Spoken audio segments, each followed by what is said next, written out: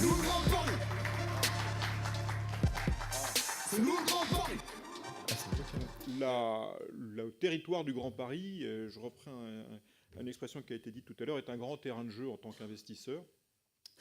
Et ce qui est très intéressant pour nous sur le Grand Paris, les chiffres ont été cités tout à l'heure, c'est le plus gros projet d'infrastructure en Europe. Et la création d'infrastructures, le déversement en fait, et le bouleversement de ces infrastructures, plus la taille de l'agglomération est grande, et ça se vérifie dans d'autres agglomérations à l'échelle mondiale, plus la taille de l'agglomération est grande, plus la valeur se structure autour des temps de transport. Parce qu'on soit assez bien dans une réflexion de café du commerce en disant, plus c'est compliqué de se déplacer dans une agglomération, plus les transports qui permettent de le faire facilement prennent de la valeur.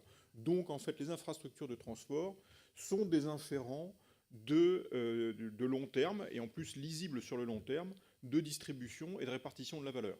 Une fois qu'on a dit ça, il peut y avoir deux réflexions, et on articule notre réflexion autour du Grand Paris autour de deux axes. La première, commençons par la partie un peu négative, elle est défensive, c'est-à-dire qu'il y a des endroits qui sont à l'abri du passage des transports du Grand Paris dans le futur. Et bien là, on va avoir une logique d'arbitrage sur nos patrimoines existants, et on va avoir une logique donc de baisser notre exposition sur ces zones.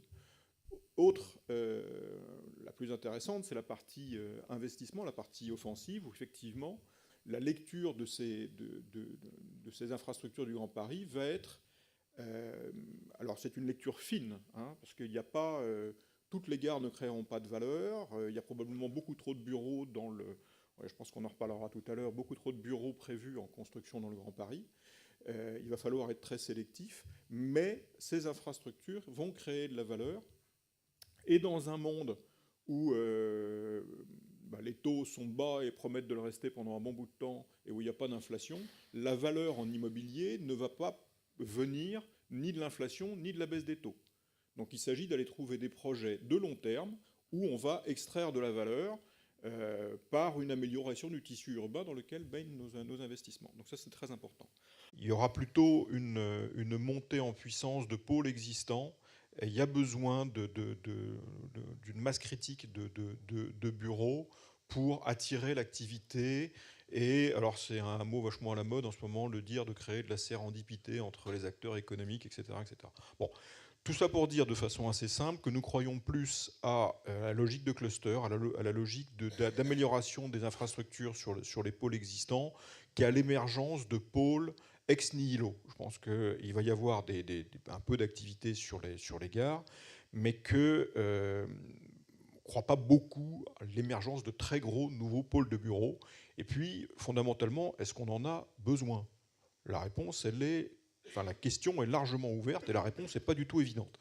Il y a besoin d'améliorer qualitativement le parc de bureaux, c'est certain. Et dans ce cadre-là, ça va améliorer, ça va créer il faut de l'offre nouvelle.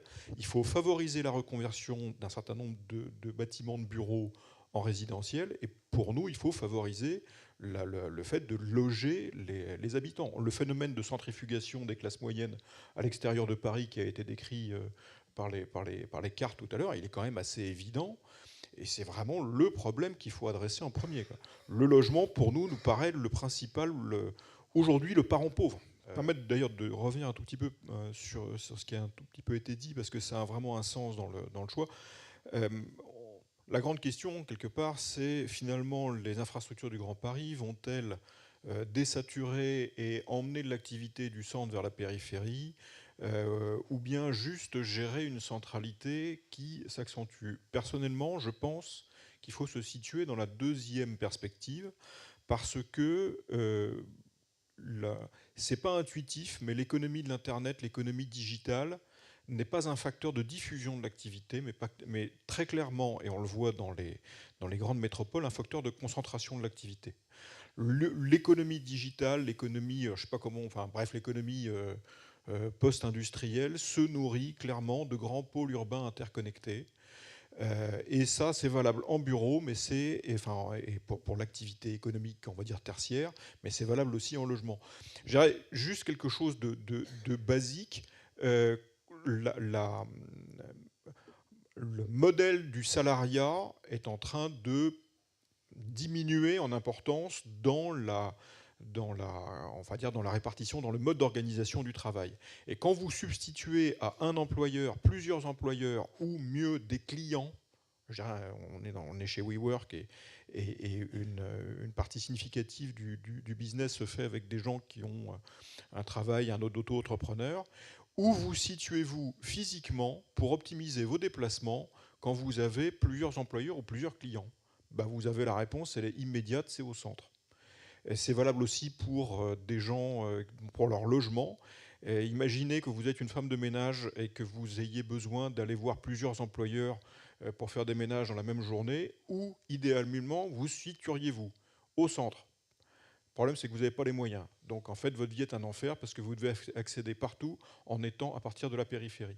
Mais vous avez, dans cette représentation, ces quelques mots simples, l'explication du fait que l'activité a tendance à se concentrer. Voilà.